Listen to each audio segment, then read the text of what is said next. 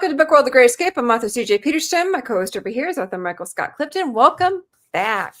We had a pre-record last time we were here because author Michael Scott Clifton was over there on vacation.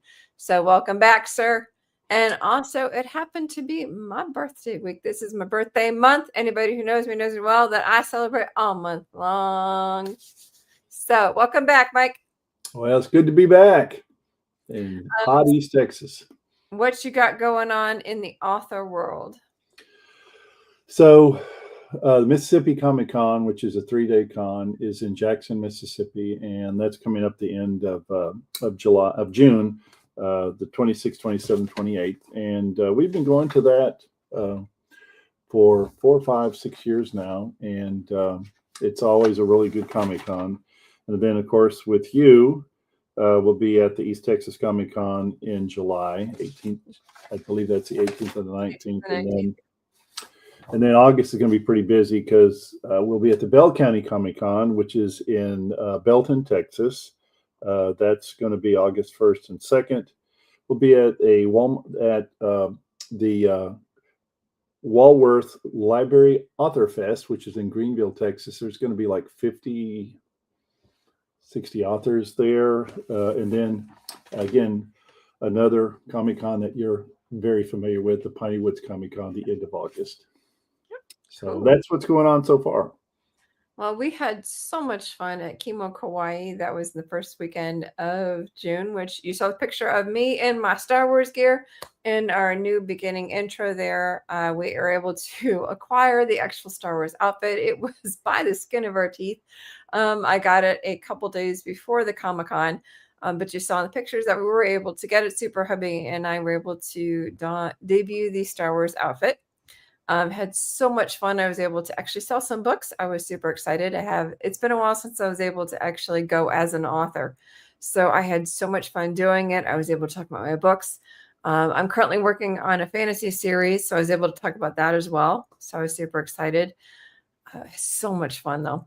The next Comic-Con we have that I'll be running the floor for, what you talked about, was East Texas Comic-Con. That will be in Longview, Texas. That'll be the 18th and 19th of July. So mark your calendars for that. I'll be running the floor for that one. I'll also be running the floor on the 29th and 30th of August.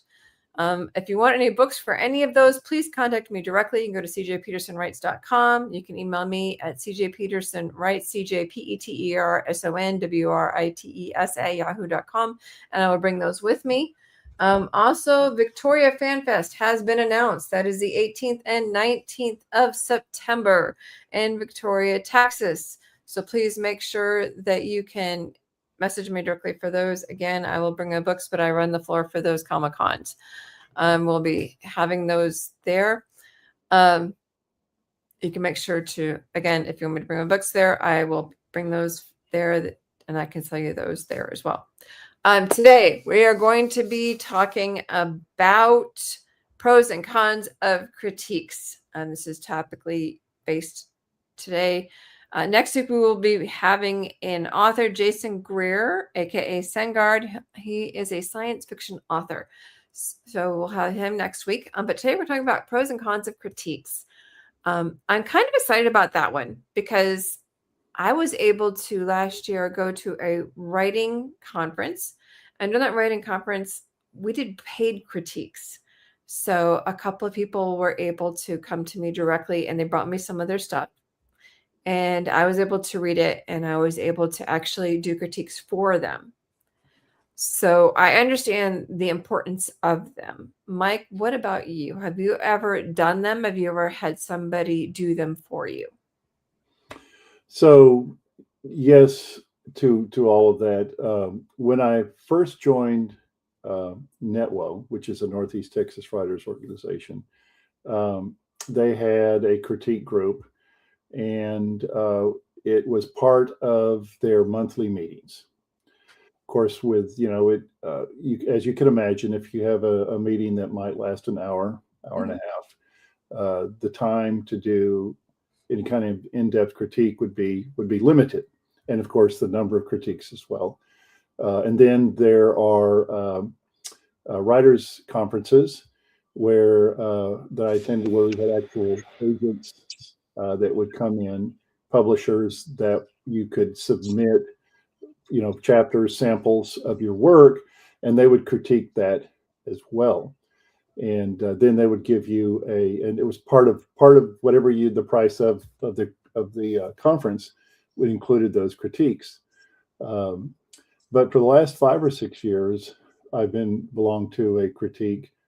Actually, it's been longer than that. It's been like 6 or 7 years, which meets locally, and we meet every week on Tuesday, and we have a process by which we submit chapters the week before, and then that gives us a week to critique each other's work, so to speak, and then have that with us when we come back the following week. So you have you have to send it in a week ahead of time. Okay, hold on just a quick second. We have a couple comments. First, someone wanted to know what it is, and then Mombi's here. So let me explain, first of all, what we're talking about. A critique is when you submit a small work of art, a small work of your writing, to a group or an individual who takes the small bit of writing, and actually weeds through it. They are kind of like writer's scripts. I'm explaining what it is. Or it's an individual. In my case, it was an individual. So in the writing class that I had gone to, they had submitted a small writing segment to me, and I was able to read through it, and I was able to critique it. Some people, when I read through something, I do what's called a compliment sandwich. I go through and I find things that are good, and I find things that need improvement, and I give it to them in a compliment sandwich. I tell them things that are good. I tell them things that need improvement, and then I end it with things that they did good. So it's a compliment sandwich. I don't like to decimate an author. I know some people who have done that to authors, and I don't like doing that. I like to encourage other authors. I have seen other authors just rip other authors apart, and I don't think that's a good thing. I think that's a critic. Oh yeah, that could destroy. I don't feel that that's a proper way to do a critique.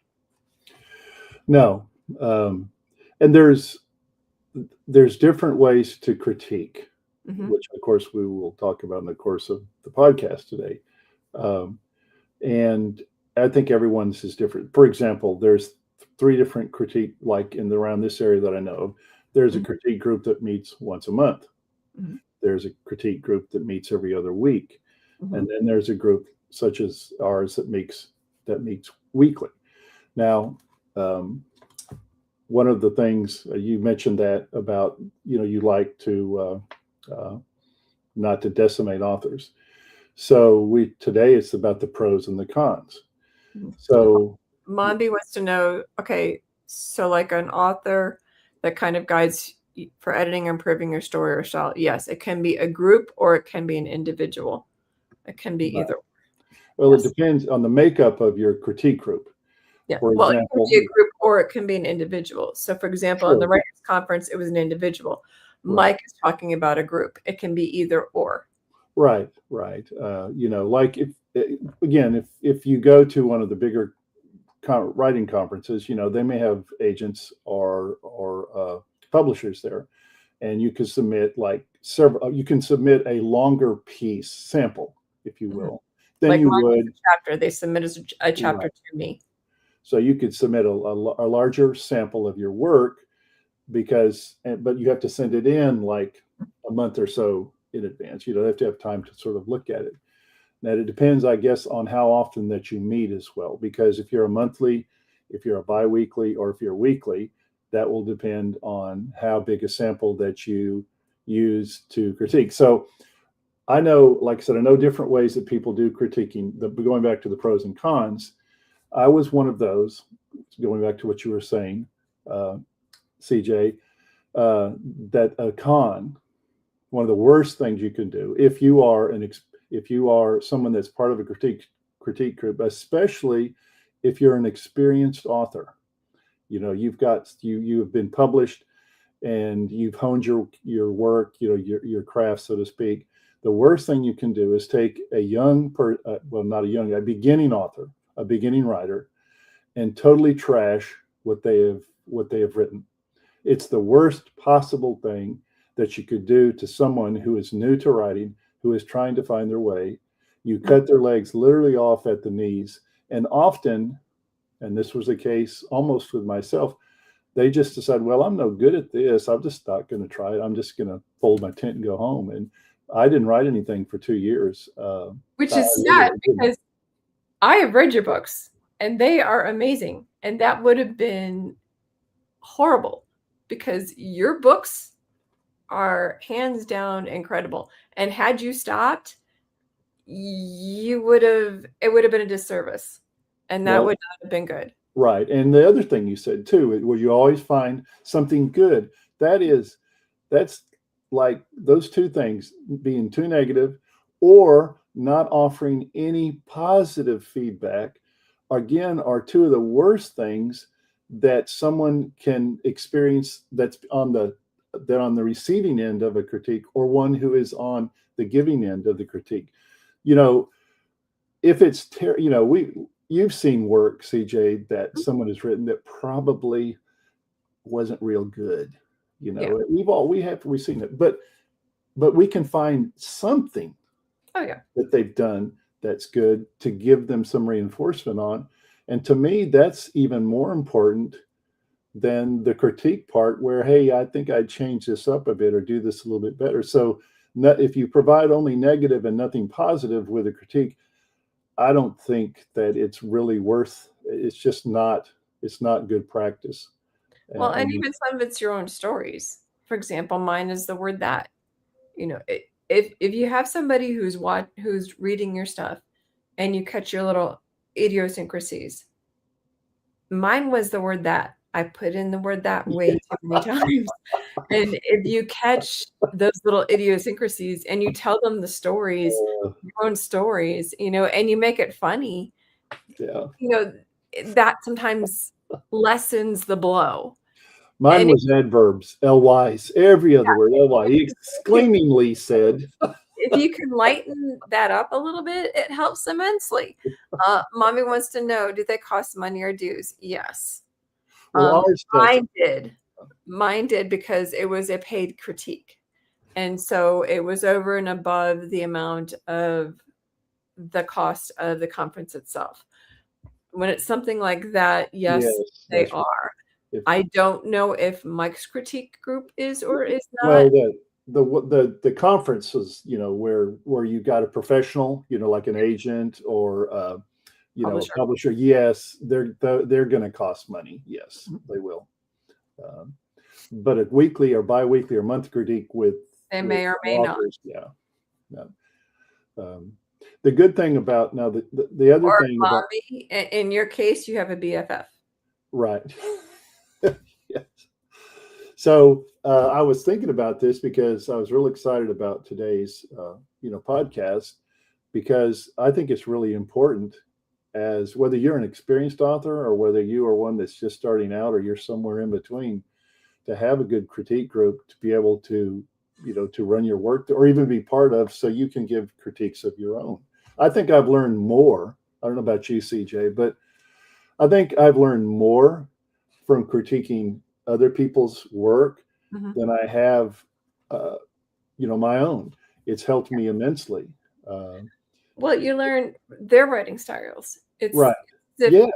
When you have a really good author or a really good editor, content and copy editor, it's the same thing. Your copy and content editor, if you have a really good one, it's like mine is, if she's looking over my shoulder and she's like, stop that. Don't do that. Did we not talk about this? My editor is vicious and I love her for it. If you have a really good critique person and they're good at what they do and how they say it, and they do it in a way that's not threatening, and they do it in a way that is good, and it doesn't hurt, but it helps, and it's a critique and not a critic, then you can move forward and be okay, Right. that's good. But being the person who's doing the critique, you're also reading somebody else's work. And so you see somebody else's style. And that's the cool thing about doing critiques, is that you can see somebody else's style and like, oh, that's kind of really cool. I like that. And so you're able to read other styles as well. I think So you you're have to able be to you have to be open. Especially if you have been writing for a while, Mhm, you do tend to be a little bit chauvinistic when it comes to your own writing, mhm. and you have to be able to. Because I have found that again, there's also a reverse effect once you have been doing this for a while that you feel like your writing's bulletproof. That they don't know what they're this critique or this person, yeah, I really like. They don't know what they're talking about. I think I'm going to keep. You have to be able to take criticism, not necessarily. And when I say you have to be able to take suggestions, Yes. and not just think, well, no, um, that I'm just not going to do that. It's for example, using that. Using there's things I see that pop up with the critiques that we do. Gerunds, LYs, passive voice, all of that, which of course, if you've been doing this for a while, you know what we're talking about. That's something that you can actually find in your own writing, because what I have learned, CJ, with over the you and I'm sure you've seen the same thing, is you can read something out loud 100 times. You can voice it in your head 100 times, and you still miss a mistake because a different set of eyes hasn't looked at it, just you. Mommy has a good question. She said, "What do you need both an editor? Would you need both an editor and critiques, or is an editor more for one specific work and critiques is overall for writing?" So, Mommy, here's the thing. You don't need a critique. They just help sometimes. It's kind of like a beta reader. It's up to you whether you want a critique or not. It's just an extra person. The editing is a must. I would honestly say that that is a definite must. If you're writing a book, a content and a copy editor are definite musts, and they are two separate things. Content and copy are two separate things. Just keep that in mind. And they are definite musts. Critiques are kind of like a beta reader. It's you can do it or not do it. It's up to you. It's just an extra set of eyes. Now, if you have a critique group that, because you could have a critique group that actually has an editor, or in a former life with an editor, they can serve all of those things depending on the makeup of your critique group. Because basically, to me, the value of a critique group, besides making your writing better, is they're serving the function of a content editor and a grammar editor by looking over your work and pointing out things that you have either done wrong or that you need to change. Now, again, it depends on your confidence in who is in your critique group, and if they have experience in this. But you can have all of those things within the critique group that pretty much perform those functions for you. But again, it depends on who is part of the critique group. I'm fortunate that the critique group that I'm in has some very experienced authors in it that in another life they were editors, and that's what they did for a living. So we're kind of fortunate with that, and it just if you are, I think it just depends on because I've known people that have spent thousands and thousands of dollars on editing that that they I don't know. Again, it depends on the situation, but thousands and thousands of dollars, and a lot of the things when I've talked to these people, a critique group could have uncovered or suggested that they do. So, um, I used an editor for my first two or three books, but since then I've used the critique group, and I think my books have been pretty solid in terms of content and editing. So I think I'm lucky in that regard, and I know everybody doesn't have that advantage. Now, here's a con to this, and this is a here nor there. Now, this is a preference, because we're talking pros and cons. Sure. Not everybody prefers critique groups. I'm one of those. That's true. I prefer to keep my stuff in-house. I protect my work fiercely. I prefer to go straight to my copy and content editor. I prefer to not go to a critique group because I prefer to protect my work. I've heard horror stories of people getting their work stolen from beta readers. The same thing can happen into a critique group. Who knows? Sure. So I prefer to not have my work stolen. Well, it depends on, again, on who makes your critique group and how confident you are in them. Yeah, it's your level of trust. Do you trust them? Right. So that could be a con. And so just putting that out there. Right. You trust your group implicitly, and that's fine. That's just a con. I would have a really hard time with that. Well, not everybody has access to the critique group that I'm. Exactly. Not everybody has that, and and everybody has a trust level. I don't. It's true. That's what I said. That's what I say. And so that's what I'm saying is that I don't have trust level in beta readers, and I don't have trust levels in other groups.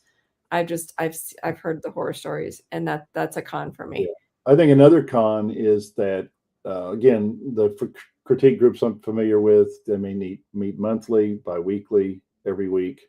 The other con to that is, I know in your case, CJ, you write very fast, and I mean that in a good way, not a bad way. And so it really wouldn't benefit you for some critique groups because your volume of work is just more than they can really process or critique. Yeah, I'd have to wait my turn. I'd be like, no, I don't have time for this.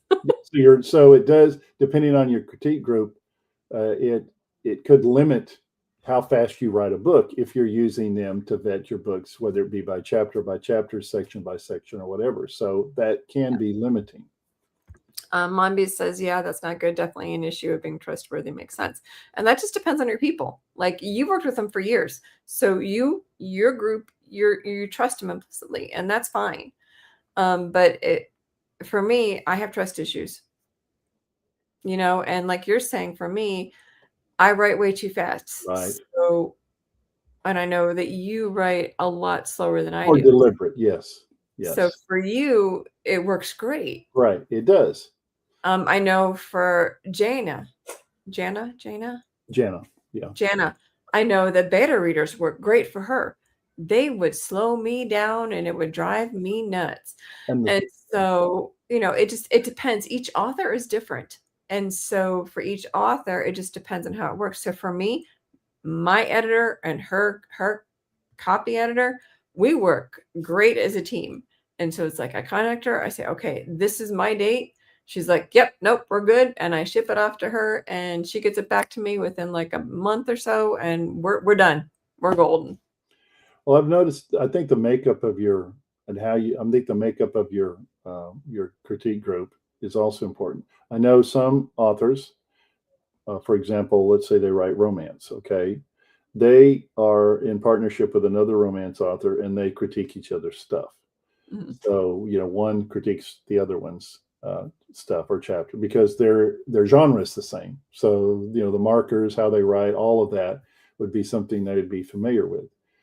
I think too that depending on, with the digital age we live in now, a critique group is only one click of the mouse away because you have StreamYard, you have Zoom, you have all sorts of digital platforms that you can meet face to face via the internet. Mm-hmm. And have a critique group.